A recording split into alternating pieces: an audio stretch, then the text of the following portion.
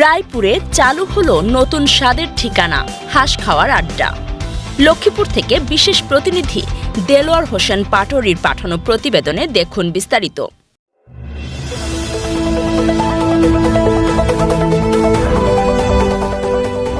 লক্ষ্মীপুরের রায়পুরে খাবার প্রেমীদের জন্য যুক্ত হলো নতুন আকর্ষণ। পীর ফয়জুল্লাহ রোডে জিনের মসজিদ সংলগ্ন এলাকায় আনুষ্ঠানিকভাবে শুভ উদ্বোধন করা হয়েছে সুস্বাদু হাঁসের মাংসের রেস্টুরেন্ট। শুক্রবার ১৯ ডিসেম্বর সন্ধ্যা ৭টা ১ মিনিটে হাঁস খাওয়ার আড্ডা শুভ সূচনা হয়। সবাই আসবেন ইনশাল্লাহ, আপনাদেরকে ভালো খাওয়ানোর আয়োজন খাওয়াইতে চাইতেছি ইনশাল্লাহ। সবাই আসবেন। এখানে আছে হাঁসের মাংস, সিদ্ধ রুটি, খিচুড়ি, তারপরে চাপড়ি রুটি, তারপরে ফুচকা, চটপটি, তারপরে আছে আবার। উদ্বোধনী দিনে স্থানীয় গণ্যমান্য ব্যক্তি, ব্যবসায়ী ও খাবার প্রেমীদের উপস্থিতিতে প্রাণবন্ত পরিবেশে যাত্রা শুরু করে এই খাবারের দোকানটি। এখানে স্বাস্থ্যসম্মত ও ঘরোয়া স্বাদের হাঁসের মাংসের পাশাপাশি রুটি, খিচুড়ি, কফি সহ নানান মুখরোচক খাবার পরিবেশন করা হচ্ছে।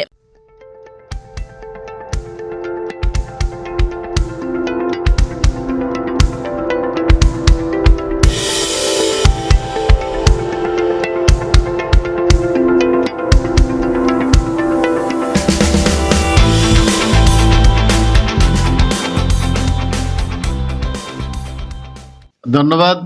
হাঁসের আড্ডা এই দোকানটি চমৎকার একটি রেসিপির মধ্য দিয়ে এরা আজকে দোকানের শুভ উদ্বোধন করেছে।